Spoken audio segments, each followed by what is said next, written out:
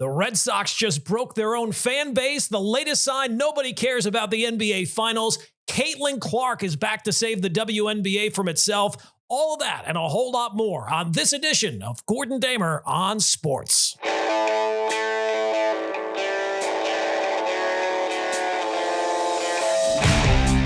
Yes, we are off and running a fresh edition of Gordon Damer on Sports. Welcome in, lots to do. Couple of things before we get started. If you have not already, please hit that subscribe button on whatever platform you are listening on. I truly do appreciate it. And I can reveal my website. Yes, I have a website now, is very much live, GordonDamer.com. You can find all the episodes there. You can sign up for my newsletter, whole lot more. We'll also be adding a video component to the podcast very soon, so please check it out at GordonDamer.com. All right, on this episode, we got a blockbuster trade in Major League Baseball. We got what an NBA trade tells us about the NBA Finals. We'll touch on Caitlin Clark making her return to the court and what it tells us about where the WNBA is at. Plus, the Major League Baseball has an umpiring problem, and it's not the one you think. We got other stuff too, but let's start with the headline. And the headline is, the Red Sox just played their best baseball and they've made their latest worst decision. Yes, just as the Red Sox finally started playing some halfway decent baseball, they have made, I would have to say, their worst decision in 5 years. Boston sweeps the Yankees at Fenway Park. The ballpark this weekend was buzzing. The team, after all the issues and problems they had, clawed back over 500, back into playoff contention, and hope was in the air at Fenway. And then wham, Rafael Devers, their best player, their supposed franchise cornerstone, shipped off to the San Francisco Giants. Giants have been desperate to land a superstar for a couple of years now. They tried with Aaron Judge. They tried for Shohei Ohtani. They tried for Carlos Correa.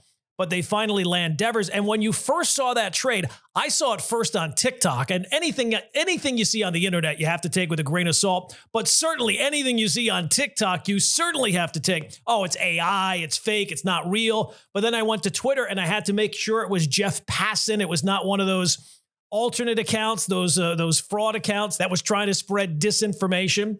But no, it's a real trade. The Red Sox really did it. They trade away their best player, and in return, what do they get back? Well, basically a bucket of baseballs and a couple of lottery tickets, a couple of arms, one high-ceiling outfield prospect. And sure, maybe they will pan out. But, this isn't just about what they got back. What it's about really is what it says about the state of the Boston Red Sox, their front office, their ownership, and where they're at, their culture, if you will. Because this was not just a bad trade. This was a self-inflicted wound, one that was completely avoidable. And before we get into it, imagine you went to one of those games this weekend and you dropped $150, $170 on one of those god-awful yellow alternate Red Sox jerseys with Devers on the back, of course. And there's no refund for that. Sorry, there's no refund that you're getting on that one once they trade him away. So that's a brutal beat there for anybody who did that. And at least a few people did. And here's the most infuriating part. This did not have to happen. The Red Sox got rid of a problem, but it was a problem they created. They turned a fan favorite and the face of their franchise into a malcontent, not because Devers changed, but because they did. Now, we covered this on a previous episode, so we won't get into all the nitty-gritty, but just to kind of recap and walk through this disaster. After trading away Mookie Betts 5 years ago, rather than paying him, the Red Sox knew they could not allow that to happen again. The butterfly effect of that decision to allow Betts to leave has been absolutely fascinating, and you can't truly appreciate it even now because the effects are still happening, starting with this Devers deal. That the Red Sox, that contract, they basically got bullied into making that contract. They gave Devers the monster deal, 10 years, $315 million, just to say, hey, look, we don't trade away all our franchise players. That Mookie Betts thing, that just happened to be a weird situation where we weren't going to be able to get true value for him, so we had to trade him away before he became a free agent. But the Devers deal, that's face of the franchise type money. That's you're our guy, And the Red Sox thought that that was the end of it. Hey, we gave you the money. Now do whatever we say. And those days in baseball, in professional sports, especially at that level, $300 million, are over. When you enter into a contract like that, it's not a one-way street. It's a relationship. That contract told Devers, hey, you're the guy. But what did they do after making him the guy? They chased Alex Bregman behind his back. Didn't tell Devers a thing. Didn't loop the guy in. Just gave him a franchise-defining deal and then went out and tried to find somebody to replace him at his position. They lied to him about it at the time, and then they signed Bregman and told him, okay, you're the DH. Put away your glove. You're going to be the DH from now on. And then halfway through the season, when Cassis gets hurt at first base, they go back to him and say, hey, you know what? Actually, would you like grabbing a first baseman's mitt and you go over there and figure it out? Mind you, a position he has never played on the fly mid-season. And the reason why he's not the third baseman is he's not a good defender. And that's the position that he's played his entire career. And when he turns down the team and doesn't want to screw up in a new position in a playoff race after being told, hey, we don't need your glove anymore, he's the bad guy. Now, maybe Devers was petty and bitter, but this relationship went wrong based on the steps made by the Red Sox, not by Devers. They treated Devers like a piece of office equipment. Just sit there and produce and don't speak unless spoken to. They made it into a one-way relationship, and now that that bridge is burned,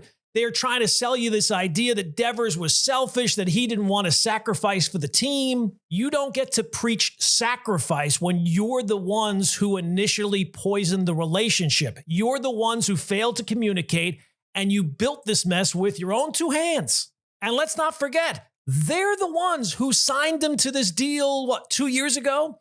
If Devers was such a clubhouse cancer, if he was such a me-first diva, then why on earth would you have handed him $300 million? Did he suddenly become a problem after he cashed the check? Or did you, once again, mismanage a star player just like you did with Mookie Betts? Because let's be honest, that Betts trade broke this franchise. It broke the trust that fans have with it.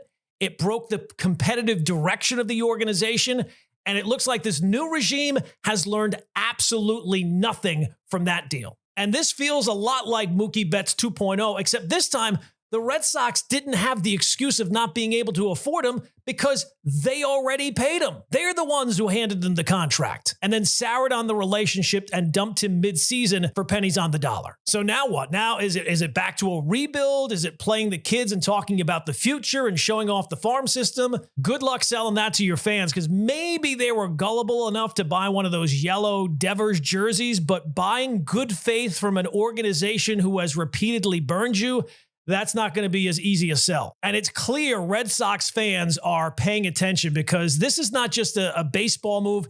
This was a flashing neon sign that the organization still does not get it. Now, I'm not saying that this trade is all downside for the Red Sox. Red Sox at least have the possibility of options down the road after removing that money from their payroll that they were going to be basically paying to a DH. And it's not like Devers is some big winner here either. He might be getting out of Boston, but this trade isn't a huge victory for him either. Because while the Giants are going to be thrilled to have him and have legit power bat in the middle of their lineup, that ballpark is where home runs go to die. Since the start of last season, it has been the toughest baseball park to hit a ball out of, and it is brutal on lefties. So the Giants have the third most home runs from right-handed hitters this year, but when it comes to lefties, second fewest in all of baseball. And that's not a coincidence. That is a direct reflection of the ballpark that they play in. And how's this for a stat? San Francisco has not had a 30 home run hitter since Barry Bonds in 2004. So over 20 years, the longest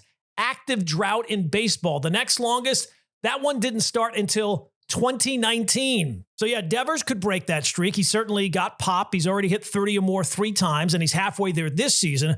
But let's not kid ourselves either. The move that San Francisco made is going to slow down his power numbers. That ballpark is different. It's cold there a lot of the year. It's windy, and that outfield is massive. Now, to be fair, Fenway was not exactly a launching pad for him either. Devers actually hit more home runs on the road than at Fenway during his time in Boston. But when Fenway steals home runs, it gives you doubles. It gives you offense. That's not happening in San Francisco. You're not getting those cheap doubles off the wall. You're hitting into a deep, cavernous gap where doubles die, and the warning track power is not exactly great either. So this trade might be a fresh start and maybe even some short-term relief for Devers, who looked absolutely miserable for a while, but it's not exactly a dream scenario either. Statistically, his numbers are probably going to take a dip. Now, he's going to be the best hitter they've had since Buster Posey. He's just that talented. But don't be surprised if the box score does not totally reflect it. But that's just a sidebar. To me, this is not about Devers, really. It's not about the Giants, really. This trade is about where the Red Sox ownership and front office are at and how they have not learned the lessons of 5 years ago. They completely butchered this relationship. And the way you know between winners and losers who the real loser is, anytime people wonder about that, about a signing or a trade, there's a simple thought exercise to bottom line it. What would my biggest rival want me to do? In this case, what would the other teams in the American League East want me to do? And when you look at it through that prism, well, it's pretty simple. The Red Sox are the biggest loser out of this whole scenario. The Yankees are thrilled that Devers is out of the American League East, and they don't have to see him again unless they play the Giants in a couple of years. And even though he's out for the season, Garrett Cole is probably celebrating somewhere with his arm in a sling. So look, maybe this Devers trade won't turn into the full-blown disaster that the Mookie Betts deal became. That was a once-in-a-generation type screw-up. But once again, the Red Sox have taken a superstar under team control, someone they chose to commit to long-term, and someone they've had in the organization for years, and they completely mismanaged the relationship until the only option was to dump him mid-season like a bad contract. And all the while, the team is playing their best baseball of the season. And that's really the point. This franchise didn't learn a thing from the Betts debacle. Different front office, same dysfunction. Different contract, same careless handling of a star. So maybe it won't turn out to be as bad as Mookie, but make no mistake, it might not have the same ending, but it's the same movie. It's the same script. All right, one more thing about the Devers deal, now that I think of it, and how it makes the Boston ownership look terrible. Not only did they trade away the star, they didn't pay any of his future contract. So when you do that, you get back a worse package, right? If they were to be willing to pick up some of the money, Giants probably would have allowed them to have some better prospects in the deal. So it's clear that the Red Sox ownership wanted out of not just the player and the problems, but the money. And for a team like Boston to be acting like a small market team, man, that has got to be absolute poison for a fan base that's dealt with some poison the last 5 years. All right, let's move on to the big NBA trade that happened over the weekend. Desmond Bane goes from Orlando to the Memphis Grizzlies. Grizzlies get back 4 first-round picks and 2 pick swaps. And the latest big deal with a bunch of draft picks involved. And all you needed to know about how this year's NBA Finals are not connecting with the casual fan, look at how much attention this trade got at a time when the trade went down. The Finals are not just going on, they were tied at 2 games apiece. Think about any other league that would allow a big trade to come in and steal the spotlight from the championship round. Could you imagine a trade in the NFL being announced during the Super Bowl? Alex Rodriguez was a pariah, not for signing during the World Series, for opting out of his contract during the World Series. I don't care about the TV ratings because I'm an actual NBA fan. The casuals, though, this series just does not rate with them. And really, the NBA shouldn't be all that focused on ratings either because their TV deal is done, right? For like the next 9-10 years. But it's not a shock. The NBA is a star league. And it's not just star players. It's star names that drive the attention. And this series just does not have those star names that are recognizable to the casual fan. When you build your league on star power, that's the downside. Now, if the Thunder are going to be competing for titles and fans know SGA year in and year out as an MVP level type player, that will change. But at least in the right now, this series is for the diehards, not the casuals. Now, as for the trade, I think this is one of the rare times where both sides might end up being losers in the deal. Now, I'll start with Orlando because at least I understand their mindset of this trade. This is a team that has leaned into patience, right? They have built this thing slow. They've stockpiled picks and they've developed their talent. But with this move, they've changed that. They have cashed in the assets and they're now deep into the tax and they're staring at a future where nearly, I think, 80% of their cap space is going to be tied up in just 3 guys by 2027. But I get it, because rarely does the perfect trade present itself. And at some point, you got to take your shot. The Magic were a playoff team this year. They want to take that next step. And this is a bet, not just on Bane, but on everyone else, the big pieces on the roster, on Banchero making that next leap, from Franz Wagner turning into a two-way star and staying healthy for both those guys.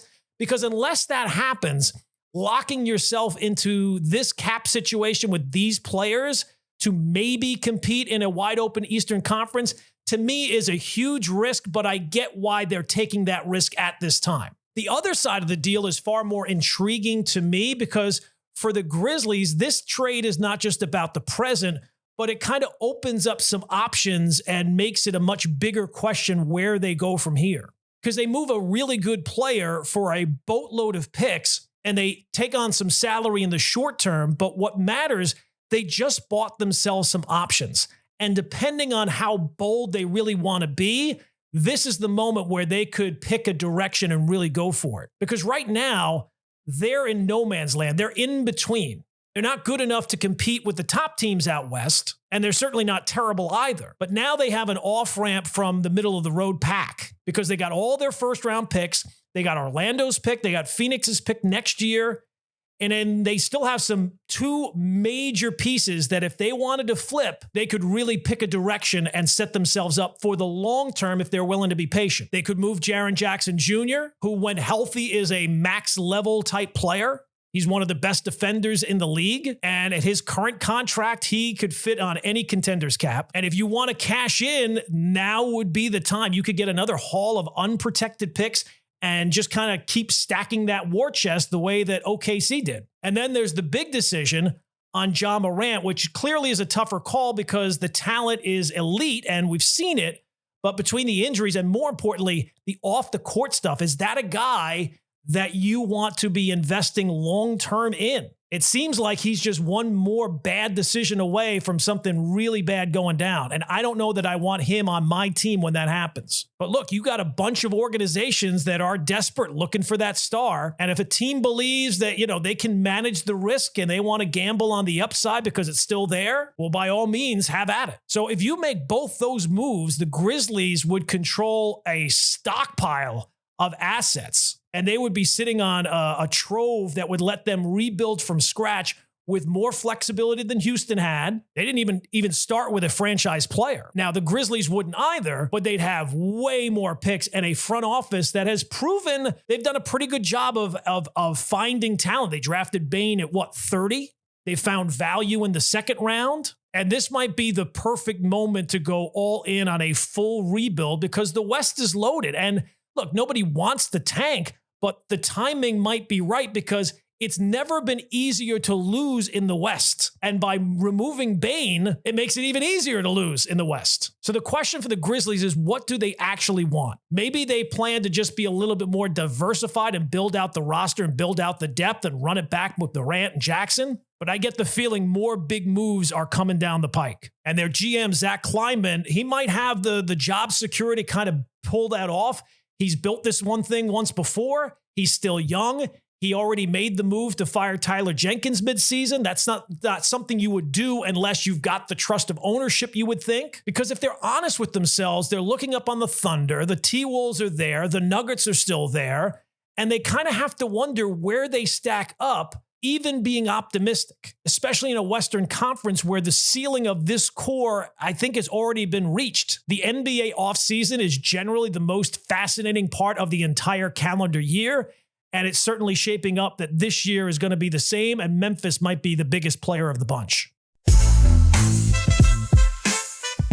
All right, let's move on to 3 and Out. And Caitlin Clark made her return over the weekend, and boom, just like that, WNBA highlights were back on my timeline. Hadn't seen them in a few weeks, but all of a sudden, look who's back, and they were right there on Twitter, on Instagram, on everything. And listen, I don't want to be that guy, but the league should not need any more evidence by now that Caitlin Clark is not a draw.